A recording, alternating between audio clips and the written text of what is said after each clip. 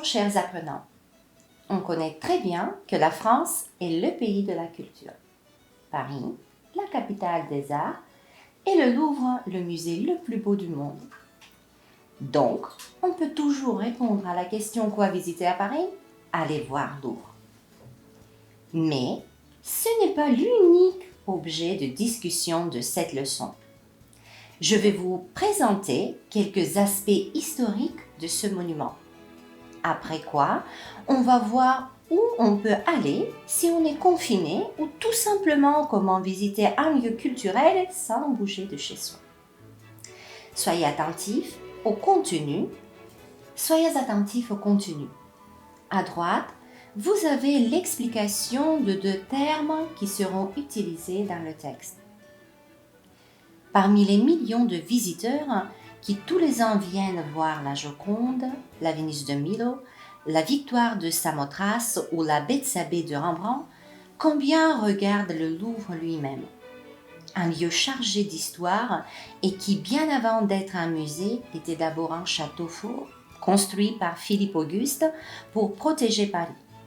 Puis, la forteresse est devenue la résidence de presque tous les souverains français qui, de Charles V à Napoléon III, n'ont jamais cessé de transformer et d'agrandir le Louvre, où se sont produits quelques-uns des grands moments de l'histoire de France.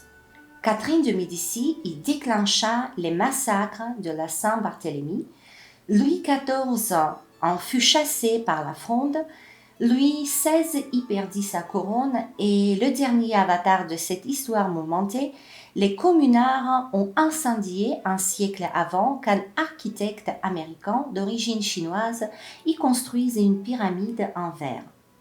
L'affaire fit, on le sait, scandale, mais elle a au moins permis aux Parisiens de redécouvrir sous la pyramide de paix les origines du plus grand musée du monde. Vérifions ce que vous avez retenu. Remettez dans l'ordre chronologique l'histoire du Louvre. Un musée, un château fort, une résidence royale.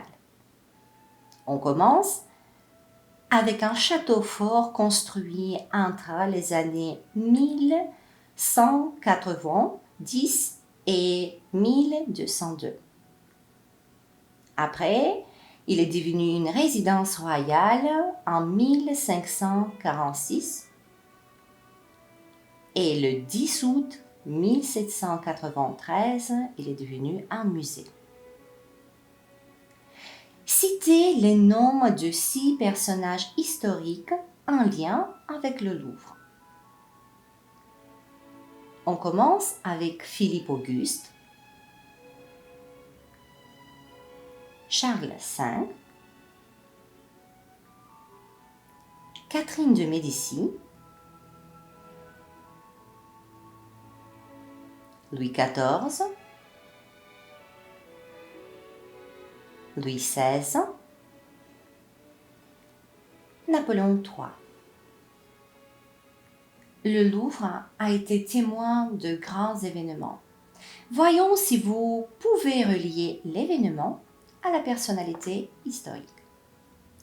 Il a fait construire un château fort pour protéger la ville de Paris pendant qu'il sera parti aux croisades en même temps que le roi Richard, cœur de lion.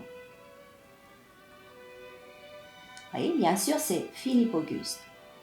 Surnommé sage, il a mis fin à la guerre de Cent Ans et a créé la première librairie royale, le fameux Charles V.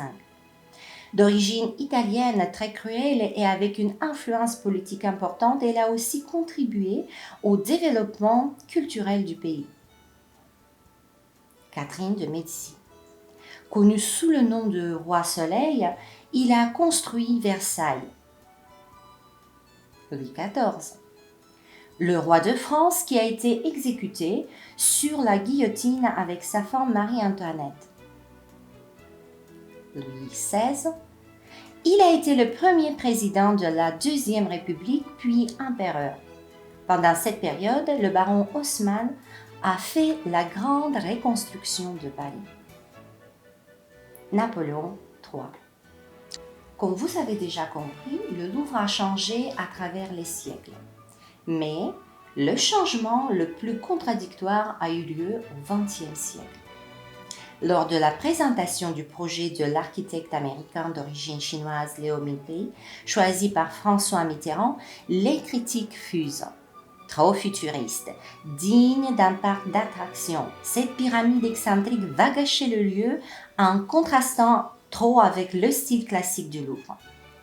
Finalement, aujourd'hui, la pyramide est l'œuvre la plus prisée du musée avec la Joconde et la Vénus de Milo, est l'un des lieux les plus visités de la capitale. Malheureusement, parfois, il n'est pas possible de visiter un lieu culturel. Quoi faire alors?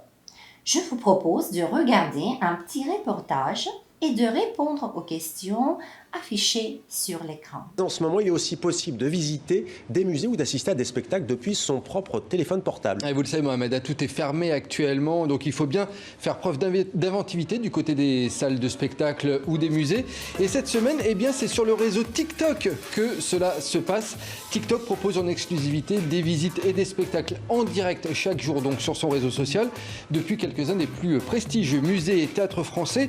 Alors, à cette occasion, quelques exemples. On a pu voir des expos au musée Picasso, une plongée inédite dans l'univers du peintre, également une exposition à la Cinémathèque française avec la visite de l'exposition Louis de Funès. Et puis hier soir au théâtre Chaillot, le Théâtre national de la danse à Paris, plusieurs représentations exceptionnelles ont été données via l'application. Il y a eu plus de 100 000 visites hier sur le direct du Théâtre Chaillot. Et au Théâtre Chaillot à Paris, eh bien, on y a été justement avec Guillaume Gouet. On a voulu savoir pourquoi cette nouvelle perspective sur le réseau social. On a posé la question à Fanny Cohen, la secrétaire générale du théâtre.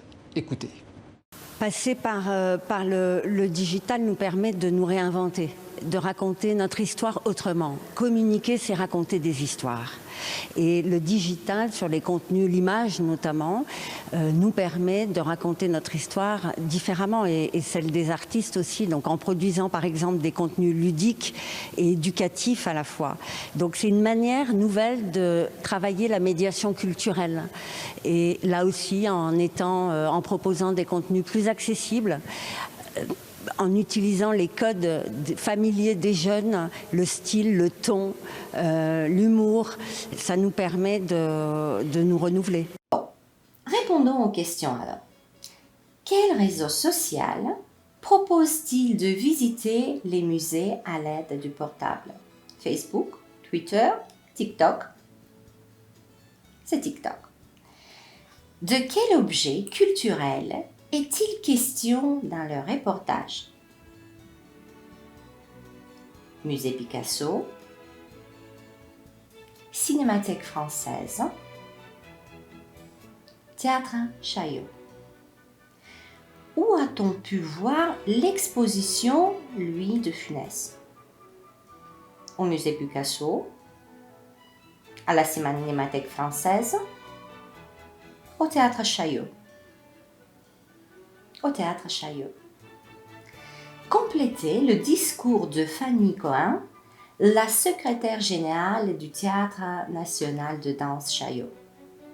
Donc, passer par le digital nous permet de nous réinventer, de raconter autrement notre histoire et celle des artistes. Communiquer, c'est raconter des histoires en reproduisant des contenus ludiques et éducatifs à la fois. C'est une nouvelle manière de travailler la médiation culturelle en proposant des contenus plus accessibles en utilisant des codes familiers, des jeunes, le style, le ton, l'humour. Ça nous permet de nous renouveler. Si vous trouvez cette idée attirante, je vous propose 3 sites internet qui offrent des visites virtuelles pour découvrir les différents arts. N'oubliez pas qu'une œuvre d'art peut être le bâtiment lui-même, parce qu'il garde les traces historiques de tout un pays. Je vous remercie pour la présence en classe virtuelle et je vous attends pour un nouveau cours de français. Stop.